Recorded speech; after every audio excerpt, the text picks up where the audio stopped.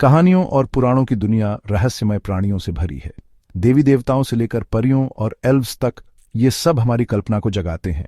इन सब में जिन सबसे ज्यादा दिलचस्प लगते हैं, अक्सर रहस्य में छुपे, जिन दुनिया भर की लोक कथाओं और मान्यताओं में एक अलग जगह रखते हैं। लेकिन जिन होते क्या हैं?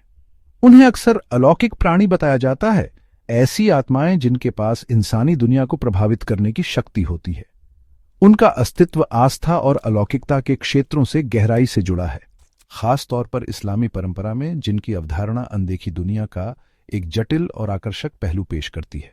उनका अस्तित्व वास्तविकता की प्रकृति, मानवीय धारणा की सीमाओं और अस्तित्व के विभिन्न क्षेत्रों के बीच बातचीत की संभावना के बारे में गहरे सवाल खड़े करता है। सदियों से संस्कृतियों को मोहित करने वाला सवाल यह है, क्या इंसान सचमुच इन रहस्यमय प्राणियों से दोस्ती कर सकते हैं या उनसे शादी भी कर सकते हैं? जिनकी अवधारणा किसी एक संस्कृति तक सीमित नहीं है। विभिन्न सभ्यताओं और भौगोलिक क्षेत्रों में हमें ऐसी ही संस्थाएं उनकी मान्यताओं के ताने बाने में बुनी हुई मिलती हैं। हालांकि नाम और विशिष्ट गुण भिन्न हो सकते हैं, लेकिन हमारे साथ एक आत्मा की दुनिया के सह अस्तित्व का मूल विचार एक समान सूत्र बना हुआ है। मध्य पूर्वी लोक कथाओं में जिन्ह को अक्सर बिना धुएं वाली आग के प्राणियों के रूप में दर्शाया जाता है, जिनके पास स्वतंत्र इच्छा शक्ति और आकार बदलने की क्षमता होती है। मध्य पूर्वी लोक कथाओं का एक संग्रह अरेबियन नाइट्स जिन्न की कहानियों से भरा पड़ा है, कुछ परोपकारी और अन्य शरारती, जो मनुष्यों के साथ बातचीत करते हैं। पश्चिम की ओर बढ़ते हुए हम यूरोपीय लोक कथाओं में परियों और आत्माओं का सामना करते हैं।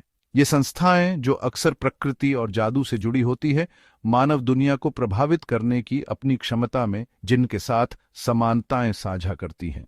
इच्छाएं पूरी करने से लेकर चालें चलने तक उनकी उपस्थिति यूरोपीय पौराणिक कथाओं में आकर्षण का एक तत्व जोड़ती है। ये विविध सांस्कृतिक दृष्टिकोण अनदेखे के साथ मानवीय आकर्षण की सार्वभौमिकता को उजागर करते हैं।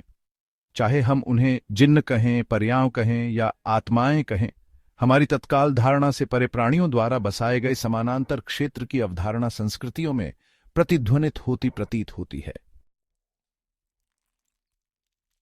जिन्न के साथ बातचीत करने की संभावना ने हमेशा मानव कल्पना को जगाया है। क्या ये शक्तिशाली प्राणी नश्वर लोगों से दोस्ती कर सकते हैं?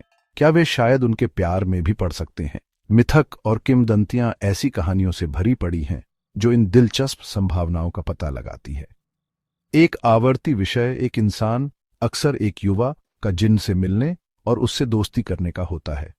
जिन्न, जिसे अक्सर महान ज्ञान या जादुई क्षमताओं के रूप में दर्शाया जाता है, मानव का मार्गदर्शन और रक्षा करता है, जिससे एक असंभाव्य लेकिन गहरा बंधन बनता है। कुछ कहानियों में एक इंसान और एक जिन्न के बीच प्यार पनपता है, जो विभिन्न क्षेत्रों की सीमाओं को पार करता है। ये कहानियां अक्सर बिटरस्वीट होती हैं, जो इस तरह के मिलन से होने वाली चुनौतियों और बलिदानों पर प्रकाश डालती है। पीढ़ी दर पीढ़ी चली आ रही ये कथाएं अज्ञात के साथ संबंध के लिए एक गहरी मानवीय इच्छा को दर्शाती है। वे एक ऐसी दुनिया की झलक पेश करते हैं जहां असंभव प्राप्य लगता है, जहां प्यार और दोस्ती सबसे असाधारण विभाजनों को भी पाट सकती है। चौथा भाग, निषिद्ध प्रेम या पवित्र मिलन। जिन्न के साथ बातचीत पर धार्मिक ग्रंथ। जबकि पौराणिक कथाएं जिन्न के बारे में कहानियों का एक समृद्ध तानाबाना प्रदान करती हैं, धार्मिक ग्रंथ मनुष्यों और इन अलौकिक प्राणियों के बीच बातचीत की संभावना पर एक अलग दृष्टिकोण प्रदान करते हैं। इस्लामी परंपरा विशेष रूप से जिन्न की प्रकृति और उनके साथ बातचीत करने की अनुमति के बारे में विस्तृत अंतर्दृष्टि प्रदान करती है।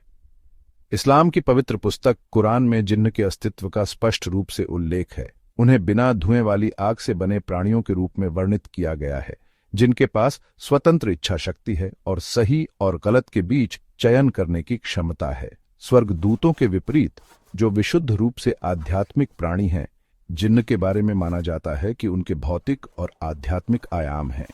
इस्लामी शिक्षाएं जिन्न से संपर्क करने के प्रति सावधान करती हैं। जबकि कुछ जिन्न धर्मी और परोपकारी माने जाते हैं, दूसरों को शरारती और यहां तक कि द्वेषपूर्ण माना जाता है। बाद वाले के साथ बातचीत करने से आध्यात्मिक नुकसान या दुर्भाग्य हो सकता है। इस्लाम में मनुष्यों और जिन्न के बीच विवाह को आमतौर पर अनुचित माना जाता है। यह उनकी प्रकृति में निहित अंतर और प्राकृतिक व्यवस्था को बाधित करने के लिए इस तरह के मिलन की क्षमता के कारण है। कुरान साथी मनुष्यों में से जीवन साथी की तलाश के महत्व पर जोर देता है। 5वां भाग विद्वतापूर्ण दृष्टिकोण, जिन्न संपर्क की पहेली की खोज। पौराणिक कथाओं और धार्मिक ग्रंथों के दायरे से परे विभिन्न विषयों के विद्वानों ने जिन्न संपर्क के प्रश्न से जूझते रहे हैं।